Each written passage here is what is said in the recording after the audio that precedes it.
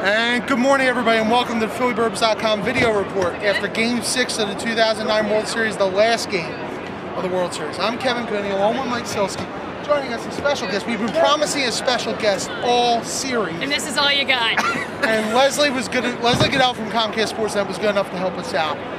Obviously tonight, 7-3 win for the Yankees. They win their 27th world title. They play Sinatra 55 times in a row. And Leslie, Mike, what did you see tonight? And really, Pedro Martinez, I thought, was ineffective early, and it kind of all went downhill from there. Ineffective early and disappointing that he left early. I think that just, you know, the way the whole season ended and the way this game ended, to watch Pedro walk out of that clubhouse at the end of the night and not want to address the media and leave, and I think it was in some ways a selfish act, and I think that the way that things ended tonight, he didn't have it tonight, and you know, it just wasn't the guy that everybody expected. And here's a guy who came into New York with so much bluster. One of the figures of Yankee Stadium, he called himself Mike, and he really slinks out of that door. To me, that's kind of despicable. It is, but I also went into this game not expecting much from Pedro Martinez. We went from a guy who had pitched once in a month to a guy who is now making his second start in 5 days, and I don't think it was realistic to expect him to come out and throw 6 terrific innings like he did in Game 2. So he did, performance-wise, what I expected from him. And to me, the Phillies needed to hit Andy Pettitte to win this game, and they let some opportunities get away from him early on. Well, Pedro labored too. He didn't throw a fastball in that first inning. Right. He got out of it 1, 2, 3. Then he starts throwing a fastball. I think he hit 90 on the clock 3 times. I had it twice. I think I saw 3. You may be right, but certainly not effective, like you said. He didn't have it from the get-go. And the thing that gets me about the way this game kind of developed was the fact that once the Yankees jumped out to the lead, they were on autopilot. I mean, they get out to the 7-1, and it was over. I mean, Howard hits the home run. You never got the feeling the Phillies were coming back.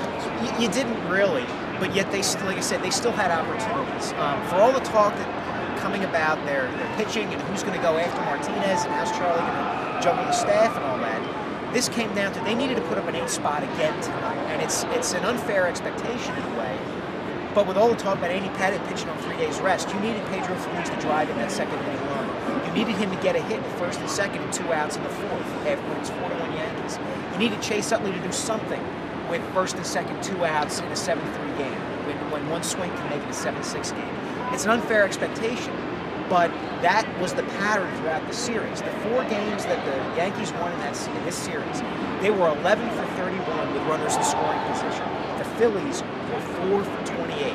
There's the difference in your series right there. What was the turning point in their mind? Was it Game 4? Everybody's going to point to the Lynch breakdown in Game 4. Is it as simple as that? Personally, I think Cole Hamels in Game 3 when he staked to the early game. I think that's the real turning point. I mean, to me, the turning point of the season was today. It was in that inning when, you know, they put the runs on the board, and that starts the roll. I think that the Phillies had a legitimate shot at coming back to this. I really believed that. I think they believed it. I think, you know, to add to what you say, if Jimmy Rollins doesn't hit ground into a double play, if Shane Victorino doesn't misplay that ball in center field, there are so many things, and it's funny because, you know, there's always that other factor. There's the baseball gods, you know, the how does A-Rod squeak that one between Felice and Jimmy towards the end of the it was the Yankees. It was the Yankees' year. You have to tip their hat to them, but it was a team that I don't think was too dissimilar to this Phillies team in their drive, in their heart, in the way that they believed they could come back if they got down, in the fact that if you got to either one's bullpen, it was, you know, anybody's game. And, you know, Girardi took a risk with going on 3 days rest with these guys. It didn't work out with Burnett, but it worked out with Pettitte. And, you know, we would be saying the same thing with Charlie and what a genius he was if it turned the other way. Which leads to the offseason is now an hour old. So, of course. And spring training is right around the corner. And I have to go Christmas shopping. But what is the Phillies' main need now going forward? Is it simple enough as relief pitching, or is it, do they need to rebuild the bench? Do they really have couple things. You pointed to 2 of them, I think. You've got to replenish this bench somehow. I think Mark DeRosa is a name that's going to come up in the offseason quite a bit. A guy who can play multiple positions, can spell Chase Utley at second base, can spell Jimmy Rollins at shortstop, can spell Raul Ibanez in left field, can spell Pedro Feliz at third base. If Pedro Feliz is back. If he's back. You have to look at strengthening the bullpen, I think. You're going to have to figure out, can Bradley be a closer here? got him here contractually for 2 more years. You better be certain that he can come back and be a closer for you. And I think Cole Hamels is an open question at this point. Can he get back into the form he had October a year ago? I think they're going to take. I think the bench is a huge factor. When you went into this and you couldn't have Eric Bruntlett in the division series yet, you could bring him in the LCS. You should have a bench that you're locked into when you go into the postseason, and you know you can turn to them. You also need to replenish this bullpen because you're going to probably Chad Durbin will not be back. Scott Air is a question Scott mark. Air, Obviously, he's talking about retirement earlier. Well, when I went up to talk to Scott Air after this game, I asked him, you know, can you do an interview? He said, yeah, can I stop crying first, please? I mean, he's really, I think when he gets home, spends time with his kids, which is the big factor for him, he's probably done. Brett Myers, I believe, has pitched his last game for the Phillies.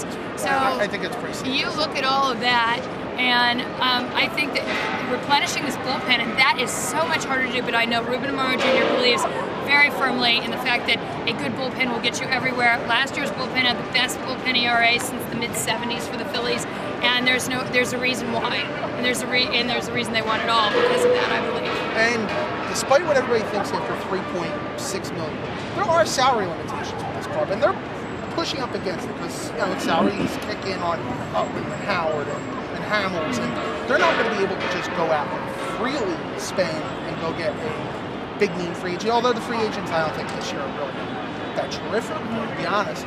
But they have they're going to have to make some choices here that are going to affect long term, don't they? Especially Cliff Lee, if they decide to talk about him about an extension. I think Lee's back. I think you've got a guy. You've got 2 legitimate aces in Cole Hamels, rebounds, and I think Cole's is a matter of getting away, moving him off the third base side of the rubber, getting him to use that curveball a little bit more effectively. I think what his problems are very fixable. I think Brad Lidge, once he's been given a fresh start and a full season off, mentally can come back from this because he can still certainly pitch.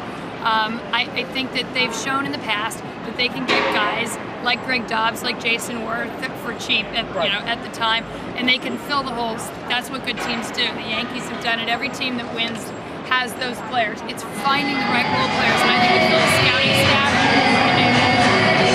I'm going to hate this song forever. On that note, Leslie Gudel, thank you. Thank you. You've added some class to this program. Which it sorely needed. Which it really sorely needed. Mike, thanks for your help through the playoffs. We've done this for a month now. It's hard to believe we get back to normal lives tomorrow, but we had a lot of fun. Thanks a lot for tuning in every night, and thank you for joining us. For Mike Sielski, for Leslie Gudel, I'm Kevin Cooney. Thank you very much.